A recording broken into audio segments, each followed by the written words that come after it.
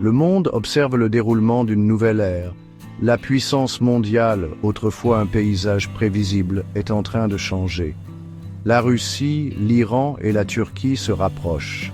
Ces nations, autrefois méfiantes les unes envers les autres, trouvent désormais un terrain d'entente. Leurs intérêts communs sont clairs. Ils cherchent à remettre en question l'ordre mondial existant. Ils aspirent à un monde où leur influence domine. Israël, une nation au cœur des prophéties bibliques, se retrouve de plus en plus isolée. Les anciennes alliances s'affaiblissent. De nouvelles menaces apparaissent. Les ennemis d'Israël s'enhardissent.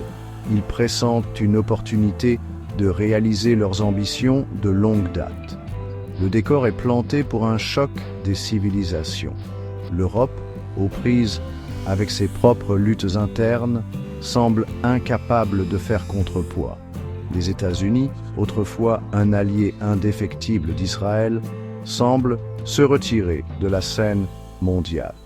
Ce retrait laisse un vide, un espace que d'autres puissances sont impatientes de combler. Le monde retient son souffle. Les enjeux sont importants, les conséquences inimaginables. Nous assistons à un réalignement des nations, un prélude aux événements prédits dans les anciennes prophéties. Pendant des siècles, les croyants ont étudié les prophéties de Daniel, de l'Apocalypse et d'Ézéchiel. Ces livres, remplis de langage symbolique et de visions divines, offrent des aperçus de l'avenir. Aujourd'hui, nous voyons ces prophéties prendre vie. Les pièces du puzzle se mettent en place. Les signes sont indéniables. La vision de Daniel d'une statue aux pieds de fer et d'argile parle d'un royaume divisé, instable et sujet à l'effondrement. N'est-ce pas l'image du monde d'aujourd'hui?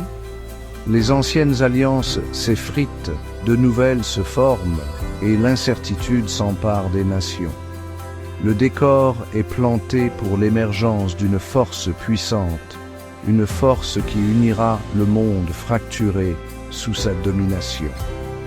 Dans Ézéchiel 38, nous lisons l'histoire de Gog et Magog, menant une confédération de nations contre Israël. Cette ancienne prophétie résonne avec une pertinence surprenante à notre époque. L'alliance récente entre la Russie, l'Iran et la Turquie, associées à leur position de plus en plus hostile envers Israël, s'aligne étrangement avec les paroles d'Ézéchiel. Le livre de l'Apocalypse, rempli d'images vives et d'avertissements apocalyptiques, brosse un tableau de la fin des temps. La montée de l'Antéchrist, la marque de la bête, la grande tribulation. Ces événements, longtemps considérés comme symboliques ou allégoriques, prennent maintenant une réalité effrayante. La convergence des événements actuels avec ces anciennes prophéties ne peut être ignorée. Alors que le monde tremble, les croyants peuvent prendre courage. Au milieu du chaos et de l'incertitude, il existe une vérité inébranlable. Dieu est aux commandes. Il n'est pas un observateur distant, mais un participant actif à l'histoire humaine. L'essor et la chute des nations, les changements de pouvoir, tout cela fait partie de son plan souverain. Le prophète Ésaïe nous rappelle « Je suis Dieu et il n'y en a point d'autre. Je suis Dieu et nul n'est semblable à moi. J'annonce dès le commencement ce qui doit arriver et longtemps d'avance ce qui n'est pas encore accompli. Je dis, mes arrêts subsisteront et j'exécuterai toute ma volonté.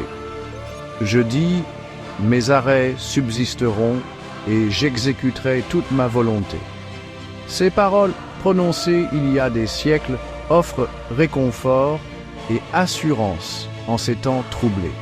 Le plan de Dieu se déroule comme il l'a ordonné dès le commencement.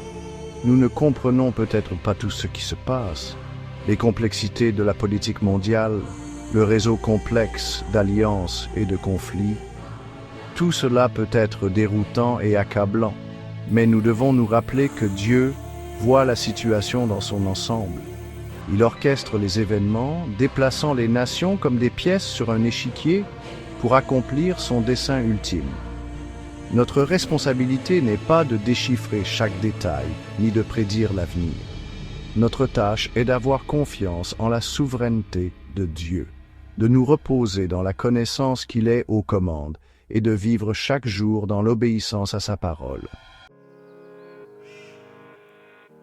Le monde peut offrir un message de peur et de désespoir, mais les croyants ont un message différent, un message d'espoir. Nous savons que le monde présent n'est pas tout ce qu'il y a. Nous avons une espérance vivante en Jésus-Christ, une espérance qui transcende les incertitudes de ce monde. La Bible nous dit qu'un jour viendra où le Christ reviendra pour établir son royaume sur la terre. Ce royaume sera un règne de paix, de justice et de droiture. Ce sera une époque de bénédiction inimaginable pour ceux qui ont placé leur confiance en lui. Jusqu'à ce jour glorieux, nous sommes appelés à être le sel et la lumière dans un monde sombre et décadent. Nous devons être des phares d'espoir, dirigeant les autres vers la seule vraie source d'espoir, Jésus-Christ. Nous devons vivre des vies de courage et de conviction, partager l'Évangile et faire des disciples de toutes les nations. Les signes des temps peuvent être alarmants, mais ils sont aussi un rappel que notre rédemption approche. Ne nous laissons pas consumer par la peur ou le désespoir, mais fixons nos yeux sur Jésus, l'auteur et le consommateur de notre foi. Restons forts dans notre foi, sachant que celui qui a promis est fidèle. Le meilleur est à venir.